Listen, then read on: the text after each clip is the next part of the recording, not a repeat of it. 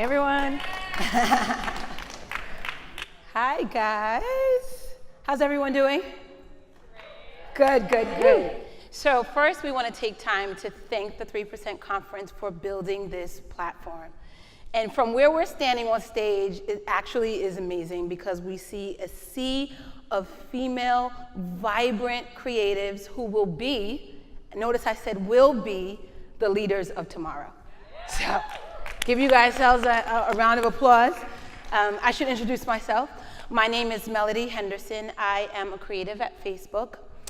Prior to that, I spent most of my career in advertising as a creative director, working on various clients, various brands, doing 360 creative. I'm still trying to get this pointer to work.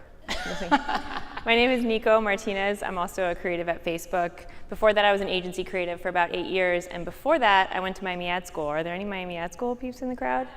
Woo! What's up? Just one. All right, we're having clicker issues. Clicker issues. All right, well, I can start talking anyway. So does the phrase "start a community" sound intimidating to anyone? Raise your hand, because it's intimidating to us. But we're not talking about community in the traditional sense, and community means something different to everyone. So hopefully, if we do this right, we will inspire you on the different ways that you can engage with, you can impact, and you can build community. So let us start with a story. So I'm going to share my story on what community means to me and the role that it plays in my life. So I would say about 7 years ago, I decided to stop chemically straightening my hair. And wear it in its naturally curly, okay? And wear it in my naturally curly state. So with the exception of my one clap, some may be thinking like, why is that important, right?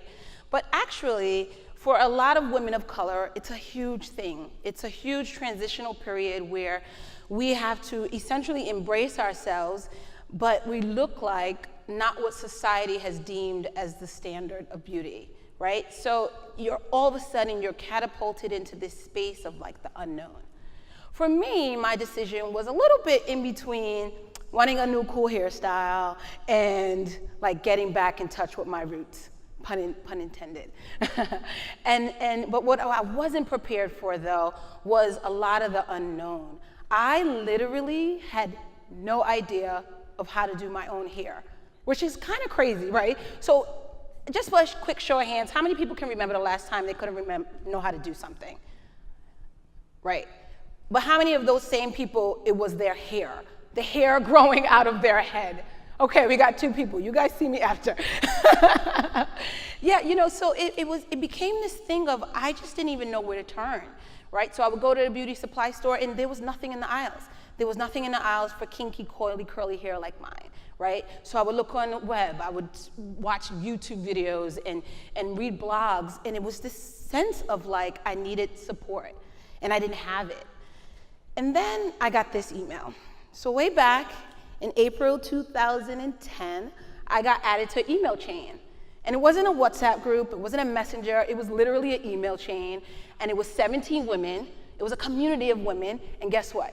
They all had natural hair. And I was like, yes, finally. And when I tell you all day, every day, we talked about hair, just exchanging back and forth.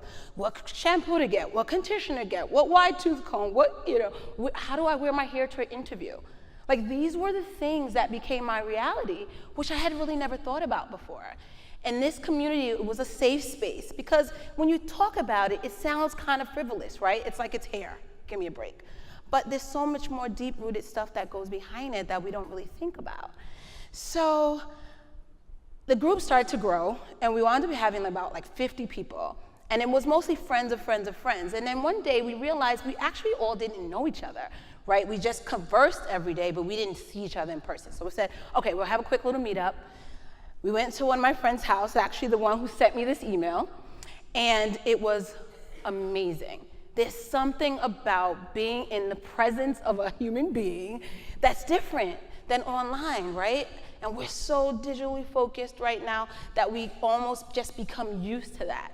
But that magic that we felt that night, that camaraderie, that just like safe space to be able to talk with one another was amazing. So then the night almost came to an end, and there was a few of us who stayed behind. You know, your friend who doesn't know how to leave.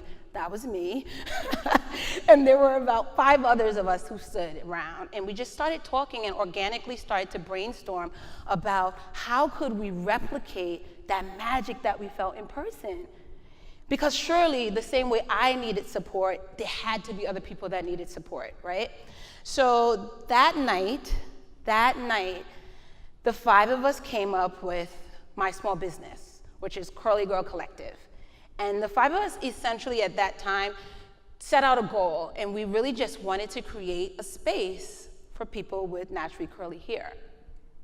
So if you want to fast forward, there's a whole bunch of stuff in between that happened, but we'll fast forward to, I guess, 6 years. And today, we are co-founders of CurlFest, which is the world's largest natural beauty festival. And honestly, it's mind-blowing. I mean, I'm so humbled by the support that we get. Our last event in July, it brought out 20,000 people.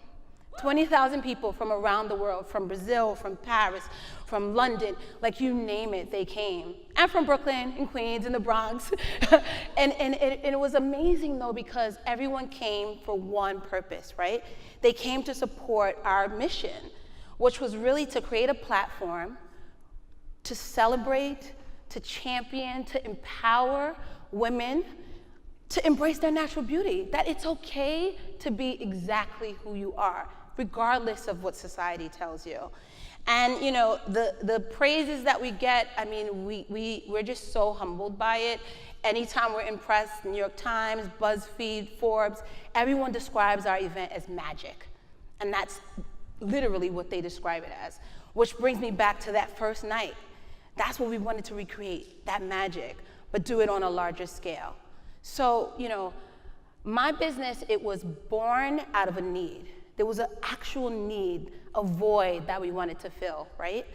But to sustain it, to keep it, to thrive, is born out of passion. So passion is what keeps it going. Passion is what has me doing this after my day job. Because, you know, I started out saying I'm a creative at Facebook. So, you know, but it goes to show you that when you tap into something that you're passionate about, the sky's the limit. Woo!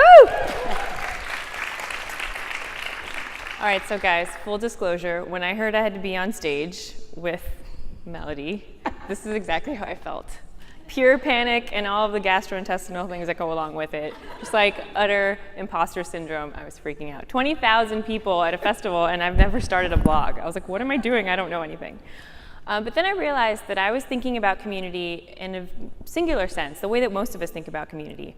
But there is a community that we're not part of. It's outside of us, it's other. And that's where all of us as creatives have really powerful tools to serve. Community service is incredibly powerful. And this is where my story begins. My mom has a nonprofit. My amazing mom has a nonprofit. And she helps young women that have been sexually trafficked. It's devastating. It's never easy to hear their stories. And I've always felt really passionate about this community and helping them and giving them a voice, because this community is pretty invisible. We don't know all of the things that are happening around us and how prevalent sexual trafficking is in our cities. So about 8 years ago, I started a project called the Robbed of Beauty Project. And using the tools at my disposal, I love art, I know how to paint, I would pick portraits of women on canvases and put them up around the city. Public walls outside, and on the back was a message, usually leading to the website, and saying how sexual trafficking is happening in your neighborhood. And I would inevitably wait for someone to steal the painting, and that was kind of the metaphor, as I was putting something out there in the world that was beautiful, that I had crafted, and it was being taken from me. And this was just a metaphor for what women that go through sexual trafficking experience. And this project gave me so much passion and purpose, and I just, you know that buzz when you're just like inspired? I was just creating and putting them out. Every time I'd visit a city, I would go to New York or Miami or Boston or Providence, and I'd put up paintings. And here's the cautionary part of this tale.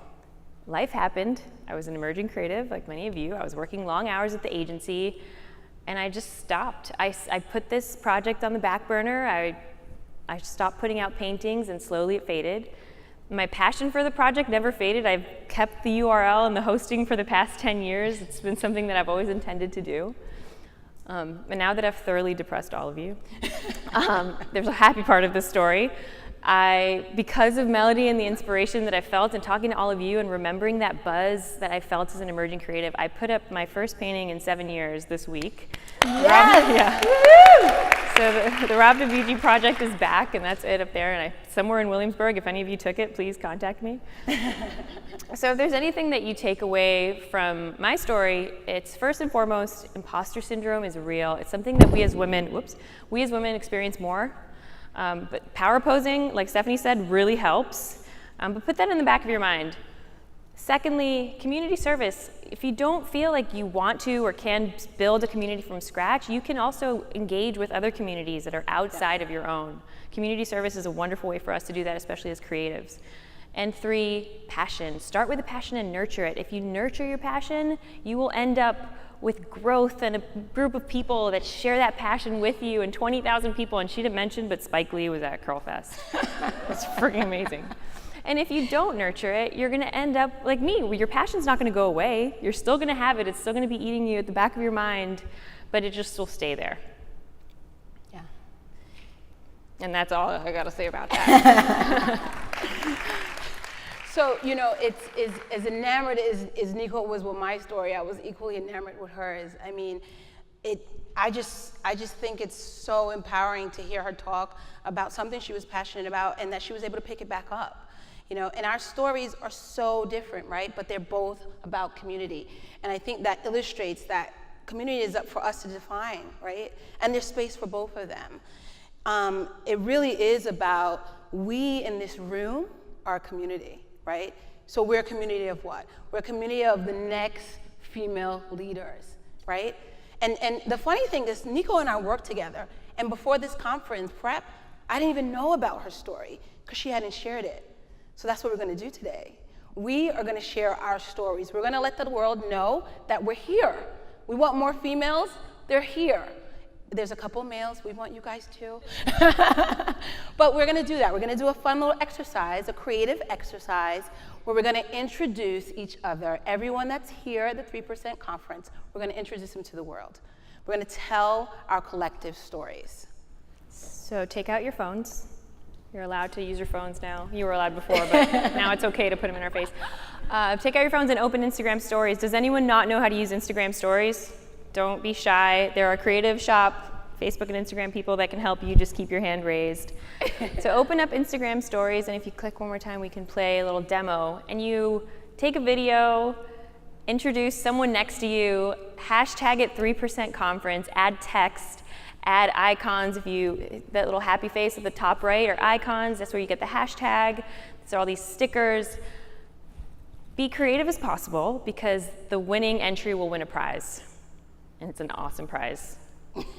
You will be happy. Remember, you have to hashtag 3%conf. Otherwise, we won't be able to find your stories, nor will the rest of the world. You know, there's a lot of spotlight on this event today. And today is our opportunity to let them know that you guys are here. So take that moment to introduce yourself to someone. If you're sitting next to someone you know, that's cool too, but it'd be even more amazing to find out what someone's passion is, find out what their superpower is, and think of a creative way. We're creatives. Think of a creative way to tell that story. There's no right or wrong way to do it. So this next portion should be fun. So we look forward to seeing you guys' stories. Like we said, there's creative shoppers around. Don't be shy if you're not sure how to use Instagram stories. We're here to help. We're gonna have the lights up in the room. There's boomerang, there's stop motion, there's all these fun ways that you can do this. So get up. We're gonna give you guys about 5-10 minutes. So we should be buzzing about. Come on, we can do this, guys. Yeah, jump around, run around. Try not to get hurt. Hi, guys. I love it. It looks like we're building a little bit of a community. Has everyone entered in Instagram stories? I'm gonna make whoever hasn't, I need you to stand. I heard an exasperated no. But has everyone entered? Or at the very least met someone new? I think we have people still working on them. Okay. I hear some no's. You guys are still working on them. So our next speaker is gonna We just have one final quote. Where's the clicker? The clicker. All right, and we're closing with this nice poem by Rupi Kaur. We all move forward when we recognize how resilient and striking the women around us are. This is just a nice theme for today and for the rest of this festival. Thank you so much. We're really honored and inspired by all of you, so thanks so much.